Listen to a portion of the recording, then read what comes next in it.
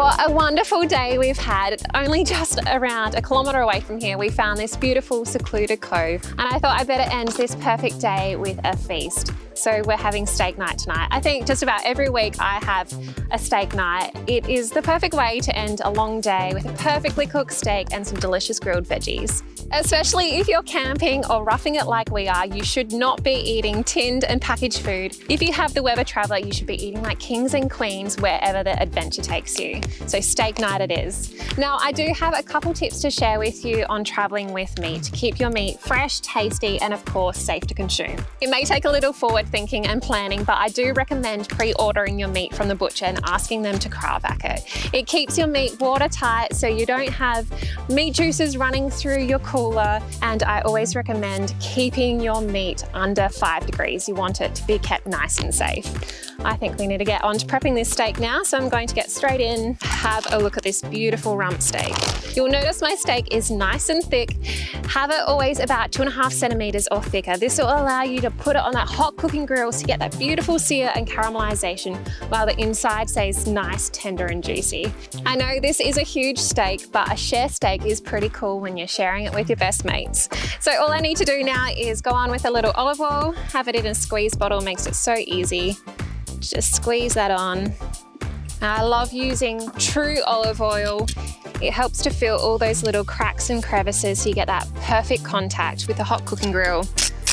And now I'm just going on with some salt and pepper. Now we want to flip the steak and get that seasoning on both sides. I even really like to salt the edges of the fat too. It's my favourite part. Alrighty, our steak is done. We'll pop that aside and I'll get prepping our veggies. Along with our steak, I have some basic but brilliant vegetables. We have some capsicum, sweet potato, onion, corn and broccolini. I'm just going to prep them quickly. Now, when you are cooking vegetables on the barbecue, you want to maximize the surface area. The more surface area you have, the more contact your veggies have with the hot grill and you get that beautiful caramelization. It deepens and sweetens the flavor of the veggies. Seriously, there is no better way to cook your veggies other than on the barbecue. So I'm just cutting these up into small pieces and then I'll olive oil and salt and pepper them.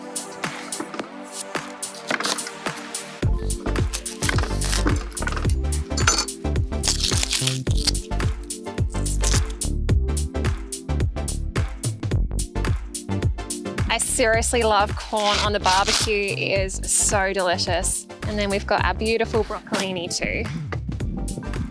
So now all these veggies need is a little olive oil and salt and pepper. Now onto the second star of the show, we have our Weber Traveller. It has preheated for 15 minutes on high. I'm just going on with my sweet potato first because that will take the longest to cook. Whenever I'm cooking meat on the barbecue, it's not just the steak that's on there. I'm always cooking a range of vegetables, flatbreads or sauces. You can really cook it all on your barbecue. Look at that, you can hear the sizzle straight away. Last one, and then we'll close the lid.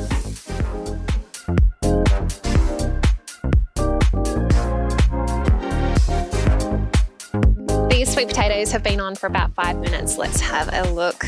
I'm just going to rotate these all 90 degrees.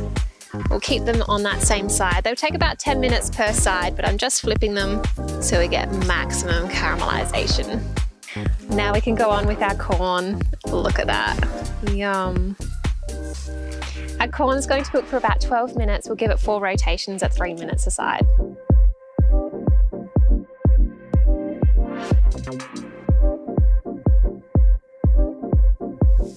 When you are cooking a range of veggies, you do need to plan out how long they're going to take to cook. Dense veggies like these potatoes do take a little bit longer as you need to cook them the whole way through, so I always put them on first. And then I leave my beautiful greens like broccolini or asparagus to cook last because I like them al dente with a little bit of texture. I really just look for some nice caramelization and that they've just started to collapse, and that way they are beautifully delicious.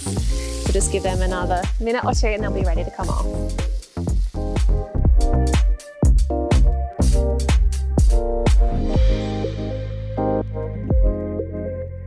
It's showtime. This barbecue is so nice and hot. I am going straight on.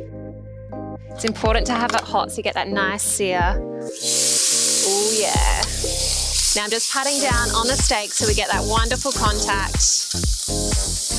Just going to close that and cook it for about 4 minutes aside. It's so important at this point to cook with the lid closed. Your food is going to cook quicker, you'll save on gas, and it's going to cook really evenly. It's going to be amazing. It's been 4 minutes. Let's have a look at our steak. Let's get a nice firm grip on it. It's a big one. Ooh, that looks incredible. We'll quickly close that lid and cook it for another 4 minutes. Steak is all done. It is coming off right now. Look at that, yum.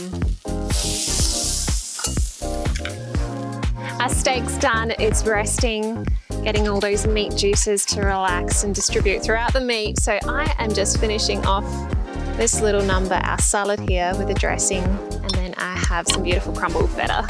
What a fantastic way to end the day. Absolutely stunning steak night under the stars. I think we have some happy campers. Come on guys, grubs up. Yeah. Let's tuck in.